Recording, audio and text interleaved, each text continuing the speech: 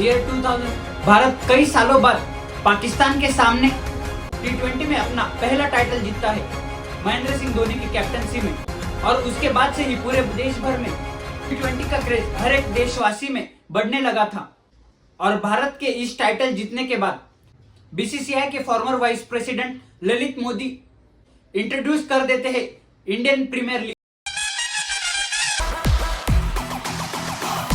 ये खेल है शेर जवानों का, लपेलों का, मस्तानों का, इस खेल का यारों। दोस्तों 2008 वही साल था जिस वक्त इस लीग की शुरुआत होने वाली थी और 24 जनवरी 2008 को आईपीएल का पहला ऑक्शन करा जाता है। Under 19 players. In 2008 IPL auction, franchisees were asked to pick under 19 players by draft system. दोस्तों इस ऑक्शन में सबसे पहले तो बीसीसीआई द्वारा फ्रेंचाइजीज को बेचा गया, जिसमें कि रॉयल चैलेंजर्स बैंगलोर को विजय माल्या के यूवी स्पिरिट्स ग्रुप ने $111 मिलियन देकर खरीदा था।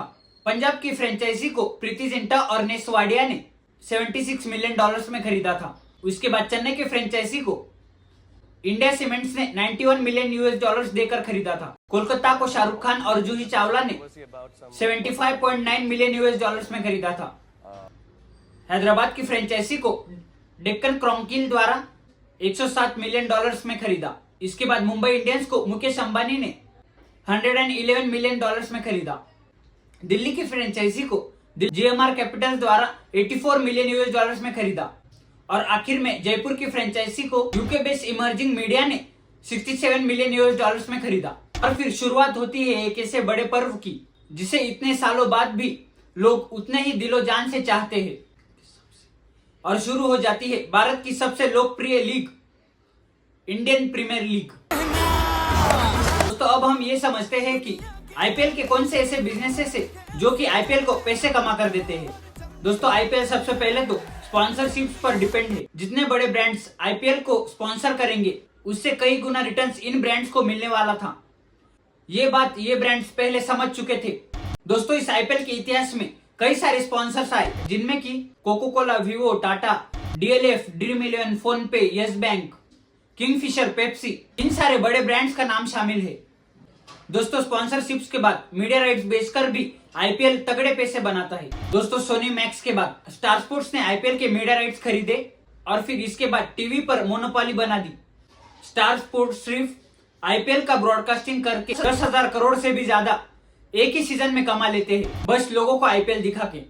अभी 1-2 साल पहले ही जियो हॉटस्टार ने भी इस ब्रॉडकास्टिंग में एंट्री ली है और जियो हॉटस्टार पर भी हर मैच को देखने के लिए 40 से 50 करोड़ लोग जियो हॉटस्टार पर देखते हैं।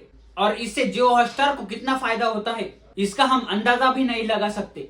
इसके बाद मैच टिकट बेचकर भी फ्रेंचाइजीज और बीसीसीआई पैसे कमाती है, जिसमें एक फ्रेंचाइजी बस टिकट बेचकर 40 से 50 करोड़ कमा लेती है केवल एक ही सीजन में। इसके बाद आईपीएल के कारण ही कई सारे लोगों को एम्प्लॉयमेंट मिल रही है और हजारों परिवार आईपीएल के भरोसे पर ही अपना गुजारा कर रहे हैं। और तो और दोस्तों आईपीएल के वजह से ही टूरिज्म सेक्टर में भी बढ़ोतरी हुई है। और तो और आईपीएल की वजह से ही लोगों में क्रिकेट की ओर रुचि बढ़ी है। इसी के कारण कई सारे ऐसे युवा हैं जो कि आज क्रिकेटर बनना चाहते हैं और आईपीएल में खेलना चाहते हैं। दोस्तों हमारे देश की जीडीपी में भी आईपीएल का बहुत बड़ा कंट्रीब्यूशन है, जिसमें बीसीसीआई के डाटा के अनुसार हर साल आईपीएल के कारण 15 से 20 बिलियन इंडियन रुपीस का फायदा होता है केवल आईपीएल के कारण। और तो और आईपीएल के कारण ही बीसीसीआई आज सबसे रिचेस्ट बोर्ड बन गया है जो कि आईसीसी से भी अमीर है। इस मैनेजमेंट को इतना बड़ा बनाने में इंडियन प्रीमियर लीग का ही हाथ है।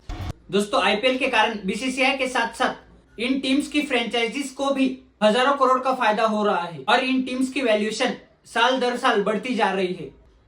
इस वैल्यूएशन की रेस में सबसे ऊपर रॉयल चैलेंजर्स बैंगलोर है, दूसरे नंबर पर मुंबई इंडियंस, तीसरे नंबर पर चेन्नई सुपर किंग्स और चौथे नंबर पर कोलकाता नाइट राइडर्स है। और ये चारों ही टीम्स वैल्यूएशन के मामले में लीड कर रही है। तो और इन सारे टीम्स के फैंस पूरे भारत भर में फैले हैं।